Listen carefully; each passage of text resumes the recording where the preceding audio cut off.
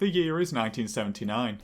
The big brains over at LEGO have come up with one of the best ideas that's ever graced the company: LEGO themes. Highly collectible and the reason I take my wife on cheap dates to McDonald's, they were an instant success. See, before this, LEGO would mostly sell loose bricks and leave the rest in the hands of their customers. But it just so happened people like me existed. Last time I tried my hand at creating something off script, I was 5 and came up with a door rigged with a 2x2. It's okay, LEGO. You have my permission to use it. So what themes did we get? Castle, space, town. These three became the pillars of LEGO in the 80s and early 90s. And today, we're going to be looking at every billionaire's wet dream these days. Space. Clocking in at 11 sets, space came out strong. Using a mixture of blue, grey, and translucent yellow, these original ships have become an icon of the classic era. First up, we have set 918, Reddit Mod Spaceship, also known as One Man Spaceship. With 86 pieces, this one is the smallest ship out of the lineup, featuring a very lonely red spaceman, sporting the classic space logo. The ship itself is nothing more than a colourful Dorito with the ability to open up, revealing a nifty little cockpit. You get a strangely textured printed 4x1 that always reminds me of a kitchen stove. Being the cheapest of the ships, I'd say this probably fits Mark Zuckerberg's budget after the disaster that is Meta. On the bright side though, I finally share something in common with Mr. Zuckerberg, being a disappointment. Next up we have set 894, Mobile Tracking Station, a rather small set with just 76 pieces.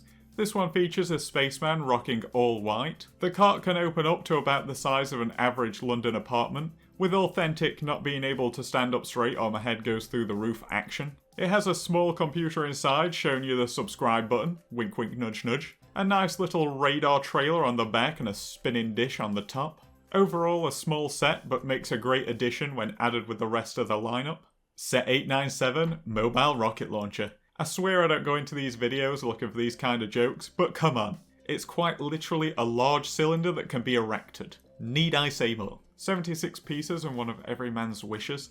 This set has two fellas, a classic white and a classic red spaceman. Similar to the tracking station, the rocket launcher is connected to this six-wheeler like a trailer. The rocket can turn a full 90 degrees, and on the cart we have a computer to launch the rocket and another satellite dish. Back to spaceships now, set 924, Space Transporter. Sitting in the middle of the pack, this set features 170 pieces, and fits the budget of our buddy Jeff Bezos. You get two overworked and underpaid Amazon workers. You better not be going to the bathroom, or there will be consequences.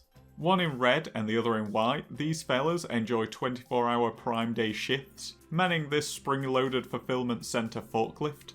The back of the ship opens up to reveal a nice storage area for the products to be loaded into. Like the previous ship, the top opens up to reveal the cockpit, this time featuring standard computer screens and enough room to hold multiple employees. It's a lovely display ship that I highly recommend buying to fill out any space lineup. Oh, come on.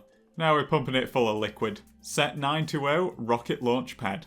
186 pieces, 3 blokes, 2 rocking white and 1 in red. One of the few sets to utilise tubes. This nifty little outpost has quite a bit going on. You get these really strange sync 2x1s and these 2 steering wheels to simulate fueling up the rocket. A small walkway from the rocket to the main building, even though there's no connecting door. A whole gaming rig inside with 6 monitors. A rather detailed radar on the top. A fuel tanker which looks amazing for the time. The side structure next to the rocket can break away so the rocket can be launched. A really great ground structure overall, but not quite my favourite. Set 928, arguably the most iconic LEGO spaceship that has ever been released, and the blueprint for the newest LEGO Icons ship. This behemoth has the highest part count of all the original lineup at 338. Fitting the budget of a certain Mars enthusiast, the cockpit is actually rather average, rocking the double PC setup and a grey steering wheel. The back opens up to reveal an extremely spacious cargo bay, able to hold the small four-wheeler that comes with the set. The back is then closed and held together with a small 2x1 blue tile. Something I've not brought up about these ships is that they all feature these printed 4x1s that actually have the set number on them. You get 2 base plates, one having a landing pad layout with translucent red 1x1s to outline the edges,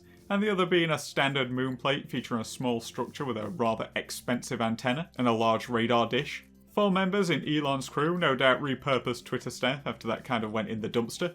2 in the red, 2 in the white. Overall, this is my favourite ship out of the bunch, and it's my go-to image when I think of classic LEGO space.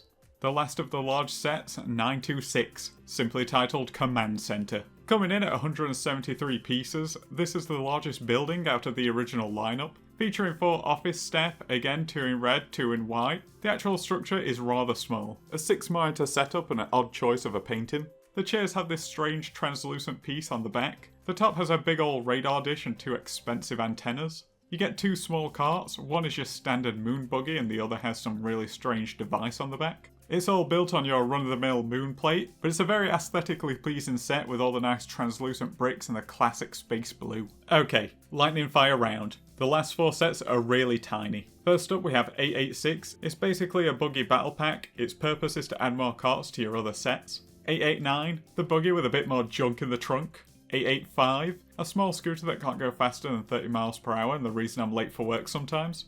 891, a 2-seater scooter featuring just one bloke. Oh, that's so sad. You better not laugh though, because this man is packing. And there we have it. All the original space sets from 1979 and no stickers inside. Just a generous amount of printed parts. From the space logo to a down arrow and even a vent. I hope you enjoyed this look at the origins of one of the most iconic themes in LEGO history. Don't forget to subscribe and let me know in the comments which one is your favourite, and I'll be seeing you all next Sunday. Take care, fellas.